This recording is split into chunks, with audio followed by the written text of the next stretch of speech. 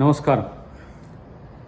Elon Musk ఇండియాలో జరిగిన elections మీద చేసిన కామెంట్స్ వాస్తవానికి కొంత దగ్గరగా ఉన్న పరిస్థితిని నేను అయితే వ్యక్తిగతంగా గమనించిన.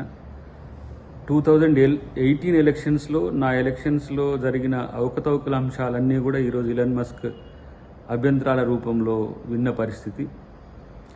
ఈరోజు కేంద్ర ప్రభుత్వానికి ఏమాత్రం చిత్తశుద్ధి ఉన్నా ఎలక్షన్ కమిషన్ ఆఫ్ ఇండియా యొక్క పనితీరు మీద వాళ్ళను ప్రూవ్ చేసుకోవాలన్నా కూడా ఒక జాయింట్ పార్లమెంటరీ కమిటీ లాంటిది కానీ లేదంటే సుప్రీంకోర్టు చీఫ్ జస్టిస్ నేతృత్వంలో ఎలక్షన్ కమిషన్ రెస్పాండెంట్స్ను తర్వాత ఆల్ పార్టీ డెలిగేషన్ను కనుక పెట్టి ఒక ఉన్నత స్థాయి ఎంక్వైరీ కనుక జరిపితే వాస్తవాలు బయటకు తెలవాల్సిన అవసరం ఉంది. ఎందుకంటే భారతదేశ ప్రజాస్వామ్య వ్యవస్థకే ముప్పు వాటిల్తున్న ఈవీఎంల వల్ల వాటి యొక్క స్టాంటిటీని వాటి యొక్క సామర్థ్యాన్ని ఇవాళ భారతదేశం తెలుసుకోవాల్సిన అవసరం ఉంది.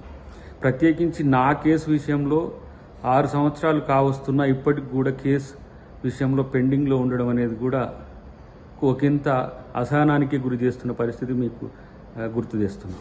ఈరోజు బ్యాలెట్ సిస్టమ్ను తీసుకురావాలనేది ఎందుకు ఈ డిమాండ్ వస్తుందనంటే ఈ రకమైన అనుమానాలు ఉన్నాయి. టెక్నాలజీ మార్పు వల్ల ఈవీఎంలు ఈరోజు హ్యాకింగ్కు, ట్యాంపరింగ్కు, మేనేజ్మెంట్కు కూడా అవకాశం కల్పించే పరిస్థితి వచ్చింది. కాబట్టి ఇది భారతదేశ ప్రజాస్వామ్యం యొక్క స్వరూపాన్ని మార్చే స్థితి ఉన్నది.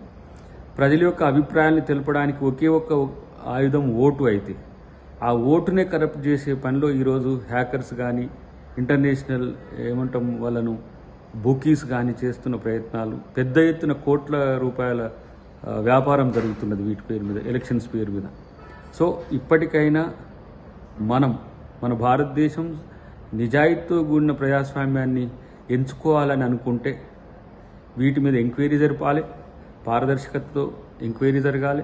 అటు తర్వాత ఈ దేశంలో బ్యాలెట్ సిస్టమ్ను తీసుకొస్తేనే ప్రజాస్వామ్య పునాదులు గట్టిపడతాయి తప్పితే ఇలాంటి అవకతవకల వల్ల వచ్చే నష్టాన్ని దేశం భరించడం భవిష్యత్తులో కష్టమవుతుంది. ఒక రకంగా ఐకానిక్ పాలిటిక్స్కు, రాజరికానికి లేదంటే ఒక సెంట్రిక్ పాలిటిక్స్కు,